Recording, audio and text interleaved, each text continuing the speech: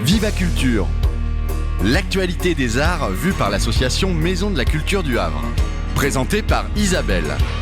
Viva Culture, l'émission de la culture dans toutes ses découvertes. Bonjour à toutes et à tous, bienvenue sur Viva Culture. Je me suis entretenu cet été avec le directeur du cinéma Le Sirius, Stéphane Foulogne. Stéphane Foulogne, bonjour. Bonjour. Alors, vous êtes directeur du Sirius. Nous sommes installés tout de suite au bar du Sirius, oui, avec nos masques. Et je voudrais savoir comment le cinéma se relève de ces 7 mois de fermeture dus à cette épidémie. Alors, si je dis ce que je pense, il ne se relève pas encore. Il en est loin. Oui. Alors, ce qu'on peut tirer comme conclusion jusqu'à aujourd'hui, c'est que si les cinémas sont encore là, c'est parce que le gouvernement a quand même mis en place des aides au niveau des entreprises, au niveau des salariés, qui nous ont permis quand même de tenir jusque-là. Oui. Après leur avoir fait une grande aide d'honneur, je vais dire une chose, c'est qu'il ne fallait pas ouvrir au mois de mai, parce qu'on n'était pas prêt, parce qu'il n'y avait pas suffisamment de vaccinés. Et que moi j'étais d'accord, comme beaucoup de distributeurs, d'attendre septembre pour être sûr de ne plus refermer. Là, ce que M. Macron nous a annoncé dernièrement, c'est qu'il va falloir présenter les passes sanitaires à l'entrée des salles de spectacle, de cinéma et autres, et qu'en gros, 30% de la clientèle aura le droit d'aller au cinéma. Les cinémas ne seront plus rentables, mais sans aide. 2, les distributeurs vont sortir des films sur lesquels ils vont perdre de l'argent. Ah, carrément. C'est une catastrophe. C'est une catastrophe. Alors, même si ça fait prendre conscience aux gens qu'il faut se faire vacciner, même si d'un seul coup, il y a une folie vers la vaccination, on sait très bien qu'entre la première dose et l'effet de la deuxième, il y a 10 semaines, entre 8 et 10 semaines. Donc, entre le 14 juillet et l'activation, on sera arrivé mi-septembre. Donc ça veut dire qu'on va nous demander de tenir 2 mois avec pas de spectateurs et plus de films. Ah oui, alors on a quand même constaté qu'entre le 19 mai et le 29 juin, la fréquentation a très peu baissé. Surtout pour les salles d'arrêt essai comme le Sirius. Alors, pourquoi grâce à des films qui ont été arrêtés en vol comme Adieu les cons. C'est quand même lui qui nous a permis de repartir en beauté sur l'ouverture. Les 7 Césars ont aidé, c'est sûr. Le film étant de très bonne qualité, le bouche à oreille a fonctionné. Mais il a quand même pris un risque énorme parce qu'il a failli quand même... il a flingué le film en 8 jours. Ce qui est quand même énorme. Oui. Ça nous a permis de tenir. Et puis le Festival de Cannes décalé du mois de mai au mois de juillet, ce qui fait qu'on peut enchaîner avec du film, mais on va quand même être sur les mois, c'est là où on perd le moins.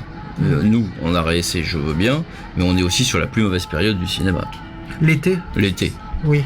Encore qu'en ce moment, il fait pas très on a la chance qu'il pleuve. On va dire ça. On va s'attirer les foudres des vacances. Je vais pas, tout le monde va pas m'aimer, mais si on peut avoir ce temps-là jusqu'au 15 octobre, ça me va très bien. Alors, effectivement, je crois qu'il y a eu aussi un souci au niveau des tournages et que, par exemple, à la rentrée, il est prévu ce qu'on appelle un mur de 450 films qui vont se faire des concurrences féroces parce que les Américains vont revenir. Non ? Oui. Alors, le mur, à mon avis, n'aura pas lieu parce qu'il a déjà commencé. C'est-à-dire qu'il y a déjà des films qui sont sortis en pagaille depuis le 19 mai. Oui. Mais entre le temps que la machine se remette en route, que le spectateur revienne, qu'on en a déjà tué beaucoup, qui sont passés à la trappe. Carrément. Et puis, ah oui, totalement. Qui sont même pas sortis. Parce qu'il n'y a pas assez de place. Voilà. Il n'y a pas assez de place. Ah oui. Il y a malheureusement des films qui ont juste fait un éclair et puis ont fait 8 jours et ont disparu. Et puis certains vont passer directement sur des plateformes. Ça, c'est sûr aussi. C'est sûr. Parce que, comme de toute manière, je suis quelqu'un de très optimiste, tout le monde le sait. Suite aux annonces du gouvernement, je pense que nous repartons vers une fermeture. Donc on va encore se retrouver avec un embouteillage de films. Ah oui. Oui. Et pourtant, j'ai l'impression que les Français aiment le cinéma. Parce qu'en 2019, j'ai vu que 213 millions de gens sont allés au cinéma. Mais les Français, enfin le monde aime le cinéma. Oui. Ça j'en suis convaincu. Oui. il n'y a pas de plus beau moment que les gens qui sortent d'une salle avec un mouchoir ou avec un grand sourire, parce que là, on sait pourquoi on fait ce métier, ça c'est sûr. Oui.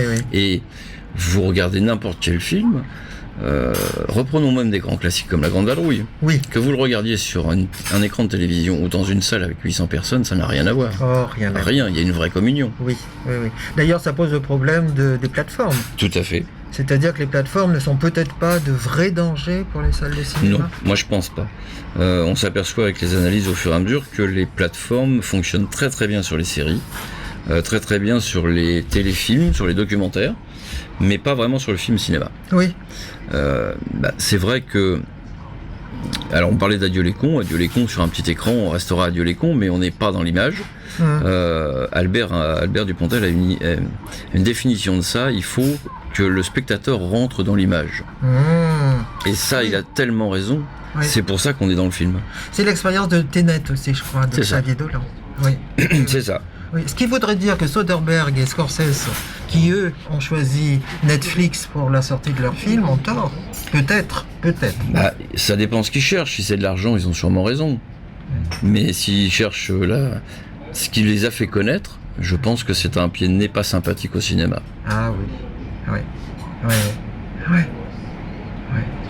Alors, effectivement, on parlait tout à l'heure du pass sanitaire, de la vaccination, qui va sans doute permettre à certaines personnes d'aller au cinéma, mais peut-être on a été choqué par certaines incohérences. Quand on regardait la télévision, vous disiez peut-être que...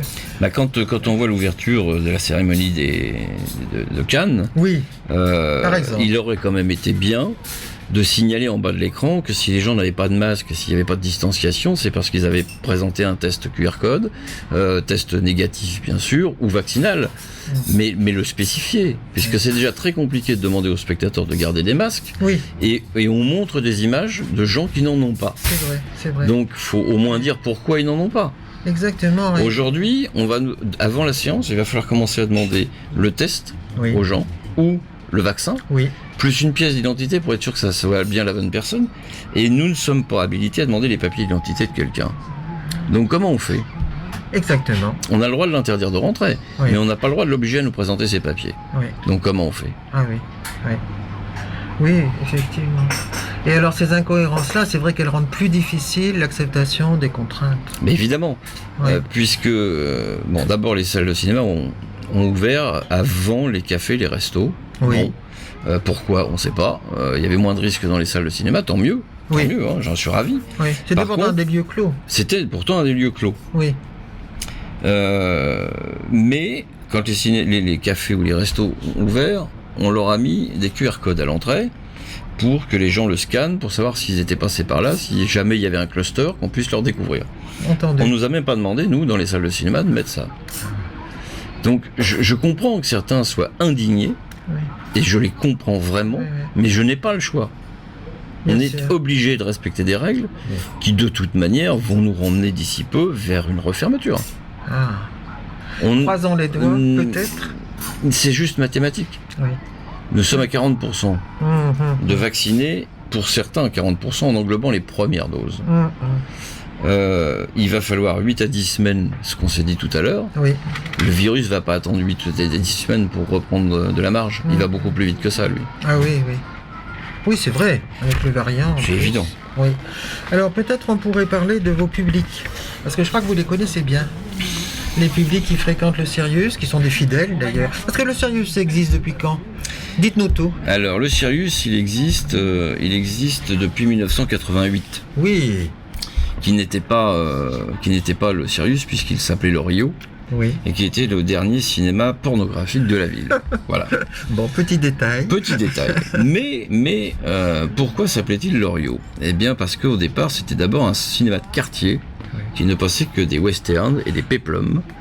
Et on l'avait appelé, eux l'avaient appelé Rio comme le Rio Grande. Voilà. Et puis pour faire du porno, on n'a pas changé l'enseigne parce que ça coûtait cher, donc on l'a laissé. Et ils ont fait du porno avec. Donc il a fermé en 77 en porno. Et moi je l'ai récupéré en 88 dans son état d'origine. Où il a fallu faire des travaux alors que personne n'y croyait. Sauf sauf l'homme de ma vie qui a cru dès le départ, c'était mon père, Oui. qui nous, parce qu'il n'y a pas que moi, il nous a quittés en novembre l'année dernière, Oui. du Covid d'ailleurs, mais qui a toujours été là jusqu'au bout et qui a été là aussi pour l'ouverture du nouveau Sirius. Et ça, c'était important pour moi qu'il soit encore dans la salle. Oui. Ah oui, complètement. Il devait être heureux. Ouais, il Heureux le comme disait tout. pas, Oui. mais Il je a le voyais dans toujours ses yeux. été, oui, réservé. Oui, oui. Oui, oui. Il y avait deux ou trois petites salles anciennement. 3. 3, hein, Ouais. c'est ça. 3. Oui, qui étaient bien vieilles. Oui, Je me oui, oui, souviens. mais oui. Oui, oui. Mais oui. Oui, Mais c'est parce que les gens m'ont fait, c'est parce que le public m'a fait confiance oui. et savait que malheureusement je ne faisais pas d'une partie de ce métier. Donc j'avais pas les capitaux pour pouvoir faire ce que je voulais dès le départ. Mais certains ont senti qu'il y avait une envie d'être un cinéma de quartier. Parce que c'était ça, hein. J'ai jamais eu envie de faire autre chose. Oui. Quand les gens me disaient, j'ai l'impression d'être dans mon enfance dans le cinéma de quartier. Et ils disaient ça en ayant l'impression de m'offusquer, mais pas du tout. J'étais ravi. Oui, oui. Parce que c'est aussi là où j'ai usé mes fonds de pantalon. Mais bien sûr, Le Havre avait plusieurs Mais cinémas bien de sûr. quartier d'ailleurs. Bien sûr. Mais oui, qui ont tous disparu. Parce que, alors, moi j'ai une raison à ça, mais j'aimerais qu'un jour on en fasse un documentaire. Mhm. Parce qu'il n'y a pas de centre-ville au Havre. C'est pas faux. Il n'y avait que des quartiers qui étaient des mini-villages. Mhm. Et dans ces mini-villages, il y avait une salle de cinéma par quartier. Mhm. Des Qui ont sortes fermé. d'arrondissements. C'est ça. Oui. Donc après sont arrivés les complexes où on a commencé à regrouper 7, 8, 9 salles. Mhm. Puis maintenant les multiplexes avec 12 jusqu'à 20 et quelques salles. Donc on a en fait rapporté l'ensemble de ces petites salles un peu partout sur d'énormes blocs. Mhm. Mhm. Mais Chassin avait déjà prévu ça au Havre avant la fermeture du Rex, qui est le Darty aujourd'hui, Oui. puisqu'il voulait relier, en fait il voulait faire l'espace Coty à cette époque-là, Mhm. sur le pâté de maison où il y avait le cinéma. Ah oui. Il voulait monter un bowling, monter un restaurant et monter des commerçants, puisqu'il y avait les parkings. Mhm. Il avait déjà tout compris à l'époque, lui. Mhm. Oui, oui. Mais vous-même, votre goût de l'image, de la projection, du cinéma, ça date de loin. Ça date même avant que je m'en souvienne, puisque mon père m'a toujours dit que pour avoir la paix, le soir quand il rentrait du boulot, il fallait qu'il me projette des diapos ou des films Super 8 pour que je m'assieds dans un coin et que je bouge plus.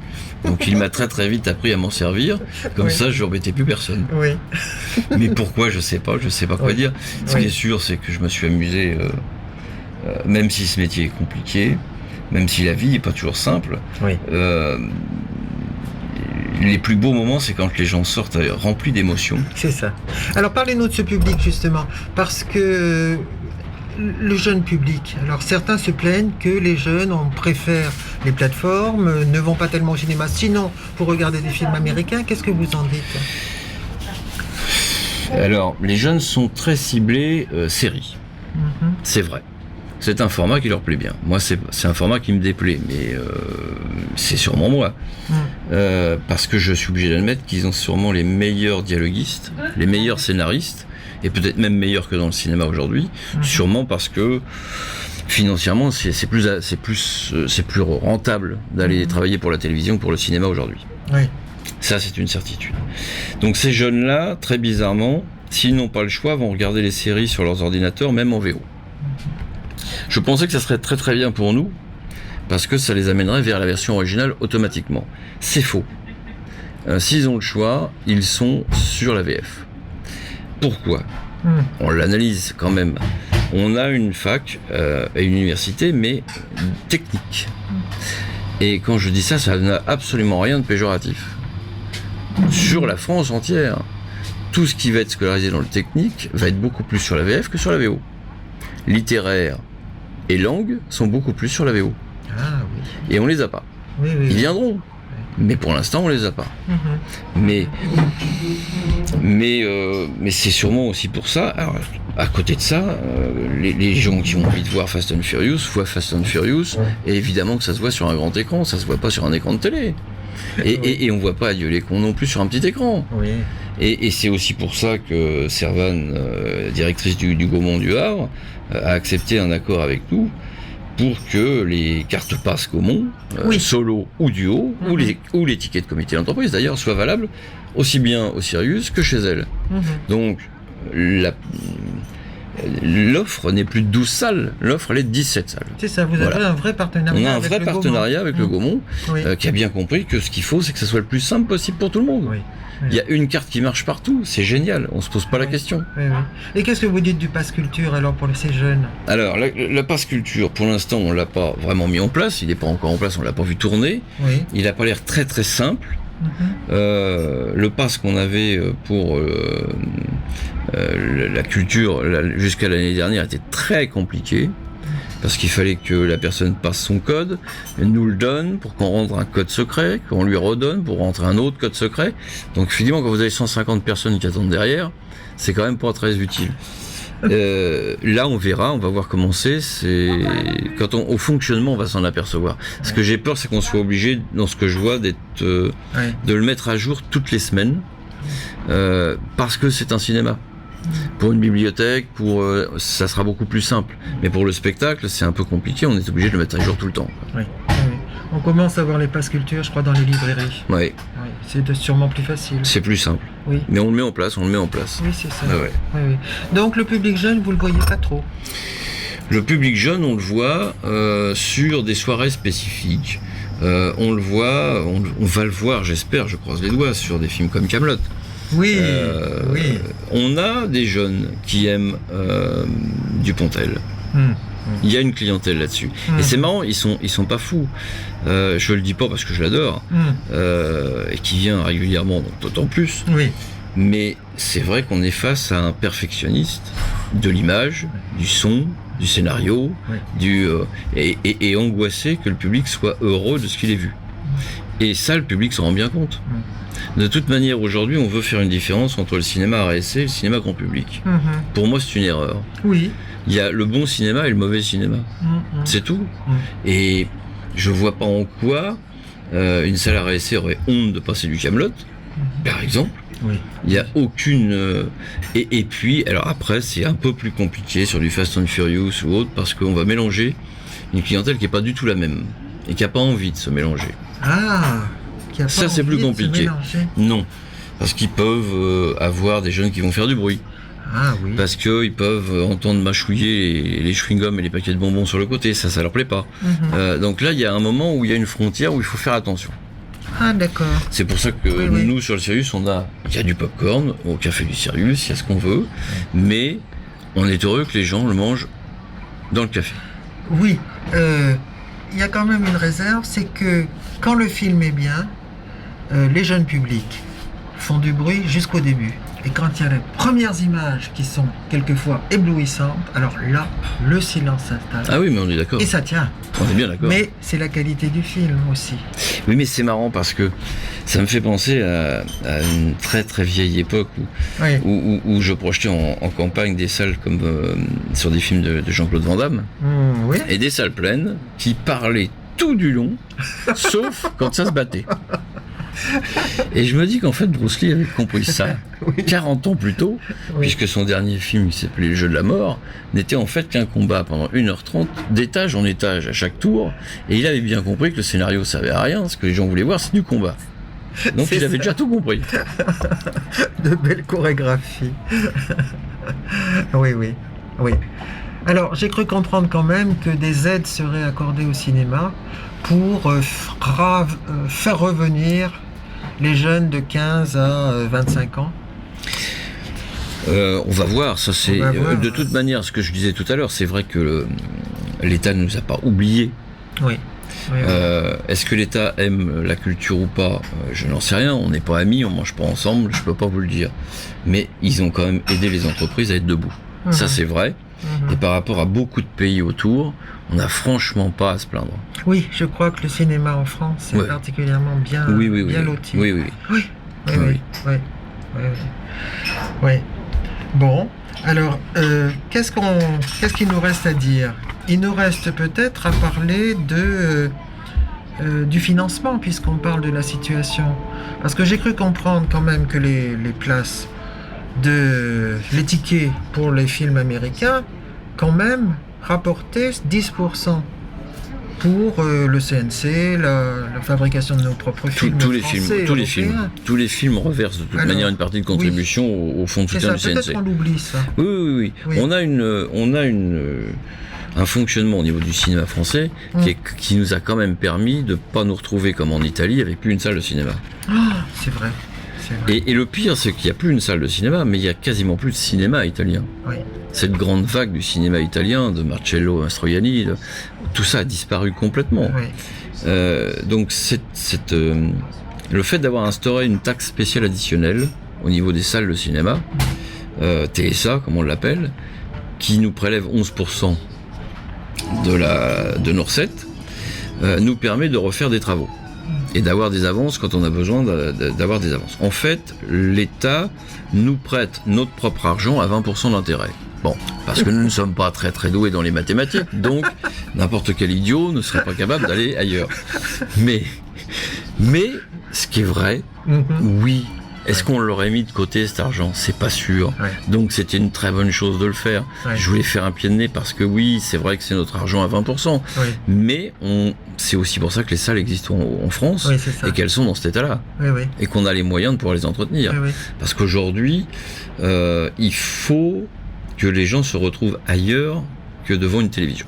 Mais d'ailleurs, on l'a constaté, pendant le confinement, on a Bien sûr. été sauvés sûrement par la télévision et les ordinateurs, Oui, mais en même temps, au bout d'un certain temps, on en avait assez. bien sûr. On rêvait de salles de cinéma.